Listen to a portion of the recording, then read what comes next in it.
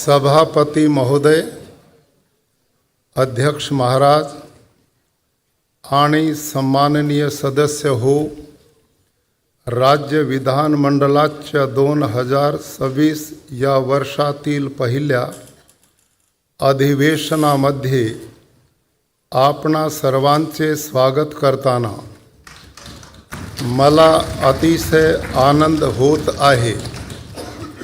माझे शासन राज्यातील जनतेची सेवा करताना राजमाता जिजाऊ, छत्रपती शिवाजी महाराज, भारत रत्न डॉक्टर बाबासाहेब आंबेडकर, भगवान बिरसा मुंडा, महात्मा ज्योतिबा फुले, क्रांति ज्योति सावित्रीबाई फुले, पुण्यश्लोक अहिल्या देवी होळकर, राजऋषी छत्रपती शाहू महाराज आणि इतर अनेक महान नेते व समाज सुधारक यांच्या उच्च आदर्शांचे सदैव पालन करील।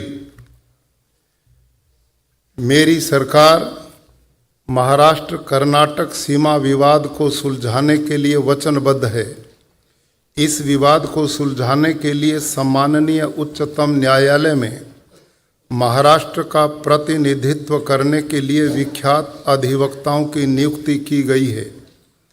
मेरी सरकार सीमावर्ती क्षेत्रों में रहने वाले मराठी भाषी लोगों के शैक्षणिक, स्वास्थ्य देखभाल और अन्य विभिन्न कल्याणकारी योजनाओं को लागू कर रही है।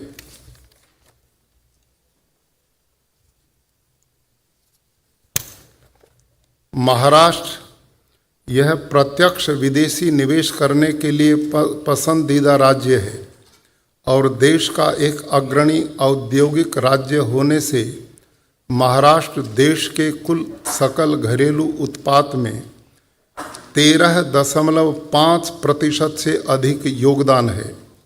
महाराष्ट्र को वर्ष 2024-25 में देश में सबसे अधिक 1,64,875 करोड़ रुपए का प्रत्यक्ष विदेशी निवेश प्राप्त हुआ है, जो भारत में प्राप्त कुल प्रत्यक्ष विदेशी निवेश के 39% है। महाराष्ट्र को 2025-26 के वित्तीय वर्ष के प्रथम छमाही में 91,337 करोड़ रुपए का प्रत्यक्ष विदेशी निवेश प्राप्त हुआ है। मेरी सरकार ने जनवरी 2026 में स्विट्जरलैंड के दावोस में हुए विश्व आर्थिक परिषद में 18 देशों की विभिन्न कंपनियों से लगभग 30 लाख करोड़ रुपयों के निवेश सहमति करार किए हैं। इससे 40 लाख रोजगार निर्माण होने में मदद मिलेगी। विकसित महाराष्ट्र 2047 के लिए एक व्यापक और नीतिगत कार्य योजना तैयार की है और राज्य की अर्थव्यवस्था को 2047 तक $5 ट्रिलियन तक बढ़ावा देने के लिए विजन मैनेजमेंट यूनिट स्थापित किया है। मेरी सरकार ने वर्ष 2026 से 2030 तक की अवधि के लिए महाराष्ट्र उद्योग, निवेश एवं सेवा नीति 2025 की घोषणा की है। इस नीति के माध्यम से 17,50,000 करोड़ रुपयों का निवेश आकर्षित करने और लगभग 50 लाख प्रत्यक्ष रोजगार निर्माण करने का लक्ष्य रखा है। इस प्रकार राज्य में विभिन्न उद्योगों को बढ़ावा देने और रोजगार निर्माण के लिए बांस उद्योग नीति 2025, रत्न और आभूषण नीति 2025, animation, visual effects, gaming, comics और एक्सटेंडेड रियलिटी नीति 2025 और वैश्विक सामर्थ्यता केंद्र नीति 2025 की घोषणा की है। मेरी सरकार गढ़चिरौली जिले को स्टील हब और पूर्वी विदर्भ को स्टील कॉरिडोर के रूप में विकसित कर रही है।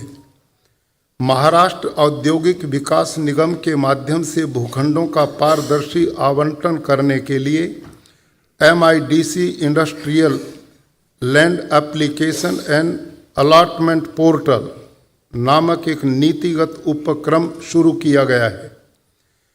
मेरी सरकार ने महाराष्ट्र को उद्यमिता और नव परिवर्तन का वैश्विक केंद्र बनाने के लिए महाराष्ट्र स्टार्टअप उद्यमिता एवं नव परिवर्तन नीति 2025 लागू की है। इस नीति का लक्ष्य आगामी 5 वर्षों में 1,25,000 उद्यमियों को प्रोत्साहित करना तथा 50,000 स्टार्टअप्स को सहायता करना है। जनवरी 2026 में नीति आयोग द्वारा जारी निर्यात तत्परता सूचकांक 2024 में महाराष्ट्र राज्य ने प्रथम स्थान प्राप्त किया है। मेरी सरकार ने महाइन्वेट मूलभूत निवेश न्यास स्थापित करने का निर्णय लिया है। उक्त निर्णय के अनुसार महाराष्ट्र राज्य सड़क निगम और महाराष्ट्र राज्य मूलभूत सुविधा विकास निगम के चयनित मूलभूत सुविधा परियोजना मूलभूत सुविधा निवेश न्यास में स्थानांतरित करने और निजी तथा सार्वजनिक निवेशकों से निधि जुटाने के लिए मंजूरी दी है, जिससे राज्य का ऋण भार प्रभावी रूप से कम होकर नई मूलभूत सुविधा परियोजना में निवेश बढ़ाने में मदद होगी। मेरी सरकार ने वर्ष 2025-26 में राज्य के आर्थिक और औद्योगिक विकास की गति बढ़ाने के लिए 4,478 करोड़ रुपयों के लागत की कुल 1100 किलोमीटर लंबाई की 147 प्रमुख सड़क योजना सुधार योजनाओं को मंजूरी दी है। औद्योगिक विकास को बढ़ावा देने के लिए समृद्धि महामार्ग का विस्तार पालघर जिले के प्रस्तावित वाढ़वन बंदर तक, साथ ही पूर्वी विदर्भ के जिलों तक बढ़ाने के लिए मंजूरी दी है। मेरी सरकार ने बंदरों, जहाज निर्माण और जल मार्ग मंत्रालय, भारत सरकार द्वारा मुंबई में अक्टूबर 2025 में आयोजित किए गए इंडिया मैरीटाइम वीक 2025 के दौरान लगभग 56,000 करोड़ रुपयों के समझौते करार किए हैं। इससे बंदरगाह विकास और जहाज निर्माण क्षेत्र में निवेश और रोजगार निर्माण को बढ़ावा मिलेगा और भारत की समुद्री क्षेत्र की वृद्धि में महाराष्ट्र की अग्रणी भूमिका और अधिक दृढ़ होगी। महाराष्ट्र जहाज निर्माण, जहाज मरम्मत और जहाज पुनर्उपयोग नीति 2025 की घोषणा की है। इस नीति का उद्देश्य राज्य के समुद्री तट रेखा पर इन क्षेत्रों में परियोजनाओं की स्थापना को बढ़ावा देना है। मेरी सरकार ने जीवन यापन में सुगमता और व्यापार में सुगमता की वृद्धि के लिए स्वतंत्रता पूर्व काल के अनावश्यक कानूनों को निरस्त करने और छोटे स्वरूप में अपराधों के लिए दंडात्मक प्रावधानों का अपराध मुक्तिकरण तथा उन प्रावधानों को तर्क संगत बनाने की प्रक्रिया शुरू की है। यह उपक्रम नागरिकों और व्यवसायों पर अनुपालन बोझ को कम करने के भारत सरकार के सुधारों के अनुरूप है। एक प्राथमिक कदम के रूप में महाराष्ट्र जन विश्वास अधिनियम 2025 को अधिनियमित किया गया है। मेरी सरकार ने महाराष्ट्र धारित भूमि के विखंडन की रोकथाम और समेकन अधिनियम में संशोधन किया है। इस अधिनियम के उपबंधों से असंगत 15 नवंबर 1965 से 15 अक्टूबर 2024 के बीच किए गए वास्तविक गैर कृषि प्रयोजनों के लिए उपयोग में लाई गई भूमि का हस्तांतरण तथा विभाजन किसी भी अधिमूल्य की वसूली के बिना नियमित होगा। इससे बड़े पैमाने में शहरी क्षेत्रों के भूमि मालिकों को लाभ मिलेगा और वहां भूमि स्वामित्व संबंधी समस्याओं को सुलझाया जाएगा। सरकार ने कर्मचारियों की नियुक्ति से सेवानिवृत्ति तक संपूर्ण सेवा संबंधी जानकारी को संगणकीकृत करने के लिए विभिन्न मानव संसाधन शोध कार्यों को एकल डिजिटल पोर्टल पर लाने के लिए व्यापक डिजिटल परिवर्तन परियोजना हाथ में ली है। मेरी सरकार ने भूस्थानिक प्रौद्योगिकी के उपयोग द्वारा प्रशासन में गतिशीलता लाने और नीति निर्धारण में त्रुटियां कम करने के लिए महाजियो टेक एप्लीकेशन सेंटर की स्थापना की है। पुलिसकर्मी, पुलिस अधिकारी तथा वरिष्ठ पुलिस अधिकारियों के लिए निवासी आवासों की संनिर्माण हेतु पुलिस हाउसिंग टाउनशिप परियोजना कार्यान्वित करने का निर्णय लिया है।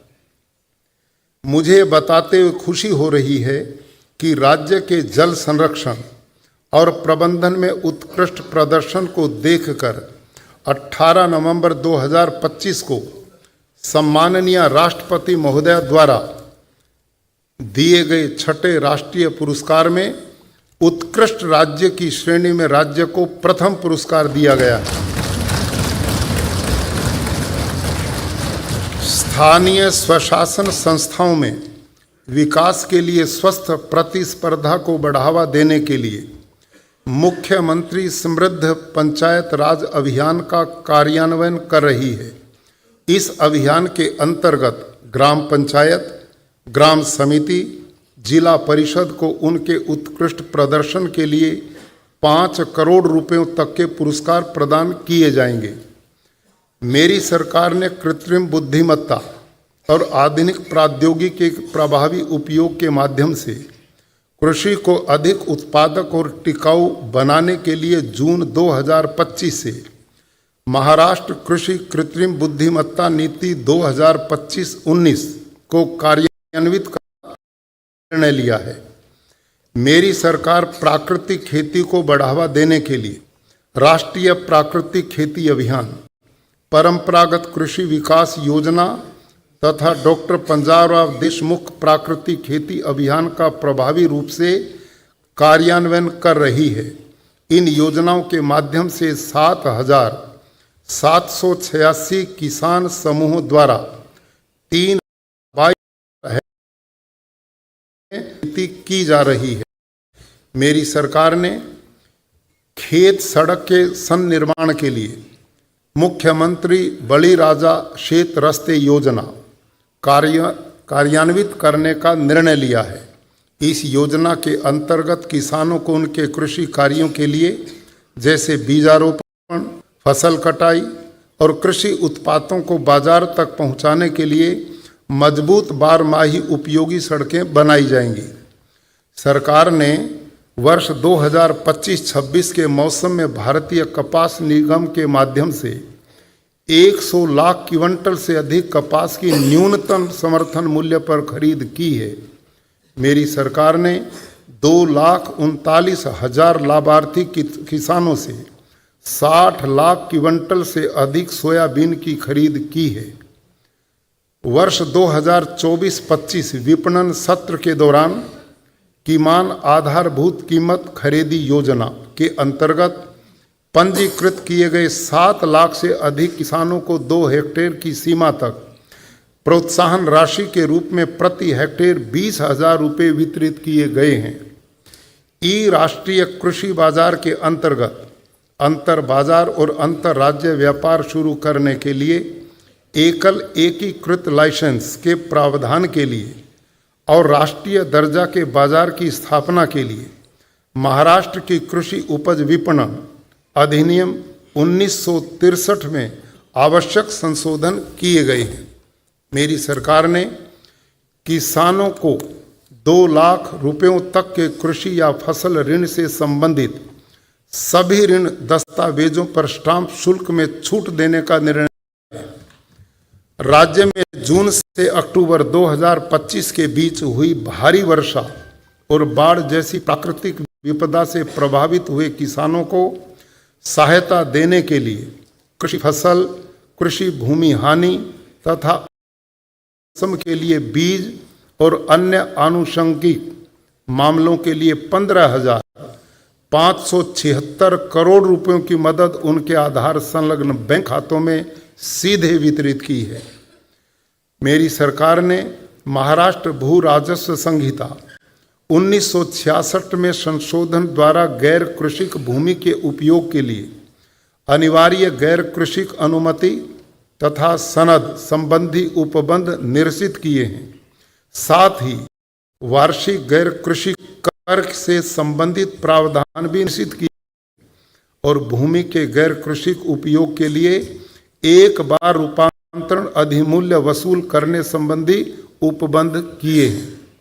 मेरी सरकार ने राज्य में 7.5 अश्वशक्ति तक की क्षमता वाले कृषि पंपों पर उपयोग वाले किसानों को मुफ्त बिजली देने के लिए मुख्यमंत्री बड़ी राजा मुफ्त बीज योजना शुरू की है।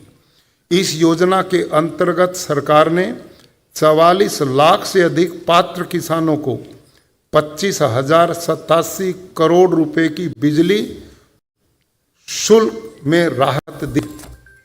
मेरी सरकार ने राज्य में प्रधानमंत्री कुसुम बी और मागेल त्याला सौर पंप योजना के अंतर्गत 6,63,324 सौर कृषि पंप बिठाए हैं।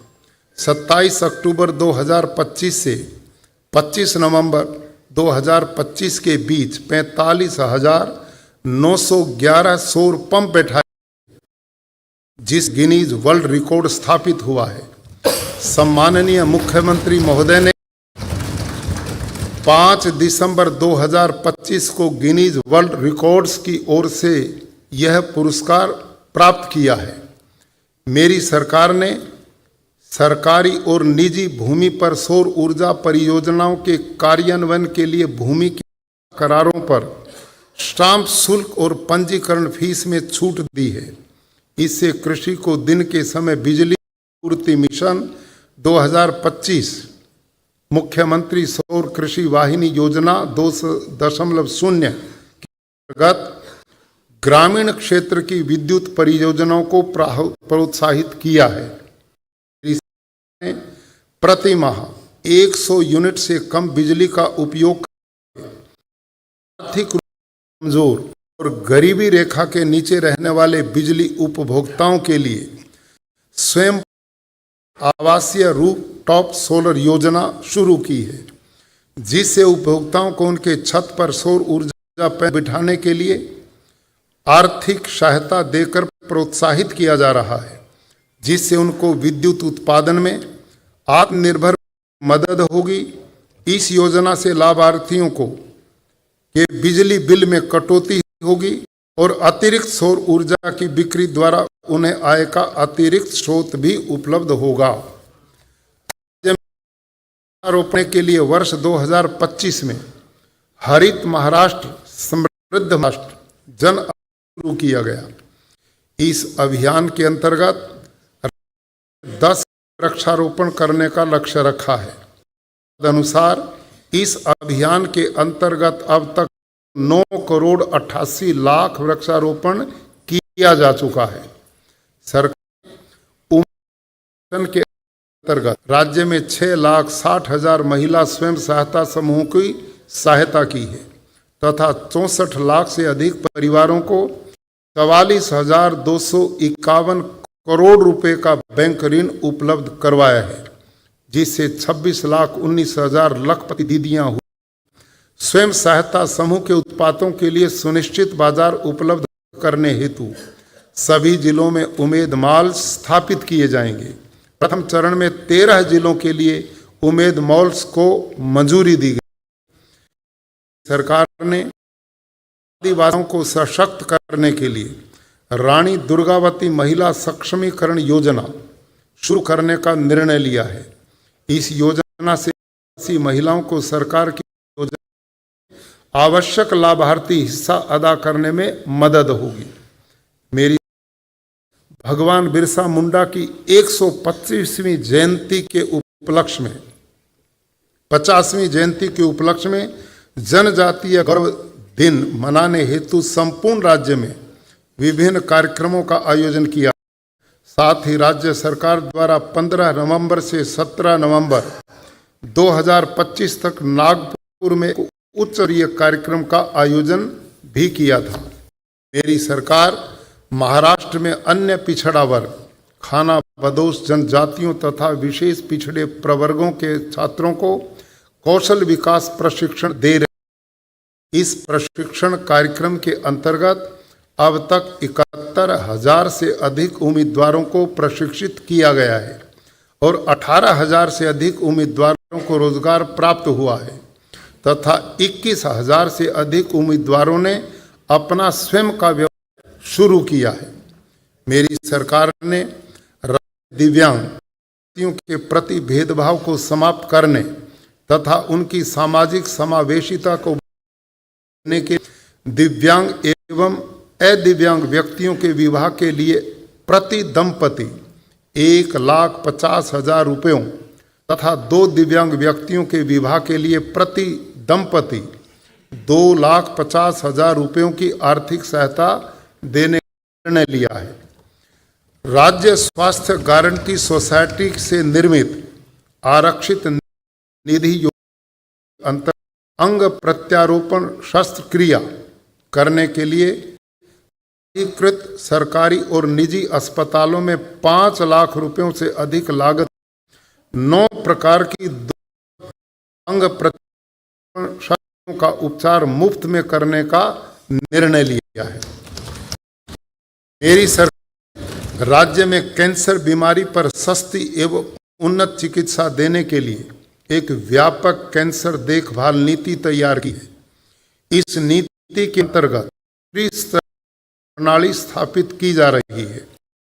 यह कैंसर विज्ञान के क्षेत्र में प्रशिक्षित मानव संसाधन विकसित करने तथा कैंसर से संबंधित अनुसंधान गतिविधियों को बढ़ावा देने में मदद करेगी। मेरी सरकार राज्य में कौशल विकास शिक्षा को प्राथमिकता दी है। रतन राज्य कौशल विश्वविद्यालय ने केवल 3 वर्षों में कृत्रिम बुद्धिमत्ता, डेटा साइंस, साइबर सुरक्षा, मैट्रोनिक्स, औद्योगिक डिजाइन और स्वास्थ्य सेवा जैसे क्षेत्रों में आधुनिक सुविधाओं के साथ पुणे, नागपुर में अपने कार्य का विस्तार किया। मेरी सरकार माध्यमिक विद्यालय परीक्षाओं के बाद व्यावसायिक पाठ्यक्रमों के लिए एक शैक्षणिक वर्ष में सामयिक प्रवेश परीक्षा करने का निर्णय लिया है। इससे परीक्षा में छात्रों की स्थिति या अपेक्षित प्रदर्शन न कर पाने के कारण शैक्षणिक वर्ष के नुकसान को रोकने में मदद मिलेगी। इस प्रतिस्पर्धात्मक युग में छात्रों के मानसिक स्वास्थ्य और सुरक्षा को उत्तम प्राथमिकता दी है। सरकार ने संघीय उच्चतम न्यायालय द्वारा सुखदेव शाह मामले में दिए गए निर्देशों के संदर्भ में इस समस्या का निराकरण के लिए तेजी से कार्रवाई की है। डॉक्टर हेमलता बागला समिति द्वारा सिफारिश की गई महाराष्ट्र छात्र सुरक्षा, संरक्षण और मानसिक स्वास्थ्य नीति 2025 की स्वीकृति द्वारा सरकार ने सभी विश्वविद्यालयों को यह निर्देश दिया है कि वे छात्र आत्महत्या रोकने के उपाय करें और उनके मानसिक स्वास्थ्य को प्राथमिकता दें। मराठी भाषा को अभिजात भाषा का दर्जा होने की भूमि में तथा ग्रामीण क्षेत्रों में छात्रों में तकनीकी शिक्षा के प्रति रुचि बढ़ाने के लिए महाराष्ट्र राज्य तकनीकी शिक्षा बोर्ड के माध्यम से डिप्लोमा पाठ्यक्रमों के लिए आवश्यक सभी 154 विषयों की संपूर्ण शैक्षणिक सामग्री मराठी में अनुवादित की है। अब राज्य में 192 संस्थानों द्वारा मराठी और अंग्रेजी में शिक्षा दी जा रही है। ऐसी संस्थाओं में मराठी भाषा में अध्ययन करने वाले छात्रों की संख्या 45,044 अर्थात कुल प्रवेशी छात्र 1,07,910 के लगभग 42%। विनायक गणपति मंदिरों, श्री क्षेत्र तुलजा देवी मंदिर, श्री क्षेत्र ज्योतिबा मंदिर, जिला नगर चौड़ी स्थित पुण्य श्लोक अहिल्या देवी स्मारक स्थल, जिला नासिक के श्री क्षेत्र त्र्यंबकेश्वर, शहर स्थित श्री करवीर निवासिनी महालक्ष्मी अंबाबाई देवस्थान परिसर तथा क्षेत्र भीमशंकर योजनाओं के लिए लगभग 3,600 करोड़ रुपयों की प्रशासनिक दी है। मेरी सरकार ने सिंहस्थ 2027-28 के सुचारू एवं सुव्यवस्थित आयोजन करने के लिए अधिनियम द्वारा एक कुंभ मेला प्राधिकरण की स्थापना। यह प्राधिकरण यात्रियों के लिए परिवहन सेवा पूर्ति और सुरक्षा जैसी महत्वपूर्ण सेवाओं का आयोजन और प्रबंधन। मुझे बताते हुए खुशी हो रही है कि 77वें गणतंत्र दिवस के अवसर पर नई दिल्ली में कर्तव्य पथ पर हुए परेड में महाराष्ट्र के गणेशोत्सव आत्मनिर्भर भारत का प्रतीक इस चित्ररथ ने प्रथम पुरस्कार प्राप्त किया है। मुझे आपको ये बताना कि छत्रपति महाराज के युग के मराठा लश्कर की वास्तुकला की उत्कृष्टता को मान्यता दे हुए महाराष्ट्र राज्य के राजगढ़, रायगढ़, प्रताप, सालेर, लोहगढ़, शिवनेरी, खांदेरी, सुवर्णदुर्ग, सिंध और विजयदुर्ग तथा तमिलनाडु का जिंजी ऐसे कुल 12 किलों को यूनेस्को वैश्विक विरासत शामिल किया गया है। मेरी सरकार ने राज्य में पर्यटन को बढ़ावा देने के 75 स्थानों पर आधुनिक सुविधाओं से सुसज्जित नमो पर्यटन सूची एवं सुविधा स्थापित करने का निर्णय लिया है। पुण्य श्लोक अहिल्या देवी होलकर की 300वीं जयंती के उपलक्ष्य में उनके जीवन पर आधारित मराठी तथा अन्य भाषाओं में फीचर फिल्म निर्माण का निर्णय लिया है। मेरी सरकार ने 2005 में श्री गुरु तेग बहादुर साहिब जी के 350वें शहादत दिवस की स्मृति में नांदेड़ में विभिन्न कार्यक्रमों का आयोजन किया है। इन उपक्रमों का उद्देश्य उनके गौरवशाली इतिहास को सभी तक पहुंचाना उनके और सर्वोच्च बलिदान को सम्मान देना है। महाराष्ट्र राज्य सांस्कृतिक नीति 2024 का कार्यान्वयन करने की दृष्टि में मेरी सरकार ने महाराष्ट्र के सभी 36 जिलों में जिला साहित्य सम्मेलन आयोजित कर प्रति जिले 5 लाख का अनुदान वर्ष का निर्णय लिया है।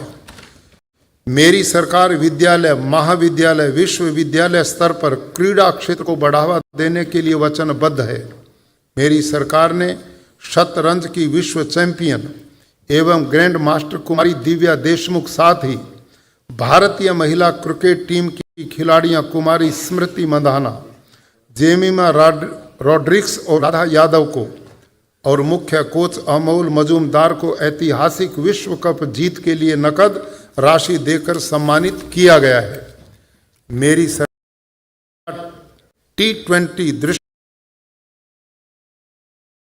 ऐतिहासिक उपलब्धि पर भारतीय दृष्टिहीन महिला क्रिकेट टीम तथा उसमें से महाराष्ट्र की हिंगोली जिले की खिलाड़ी कोरा कदम को सम्मानित किया है। मेरी सरकार समाज के सभी वर्गों को साथ लेकर एक समावेशीशील एवं विकसित महाराष्ट्र के निर्माण के लिए कर रही।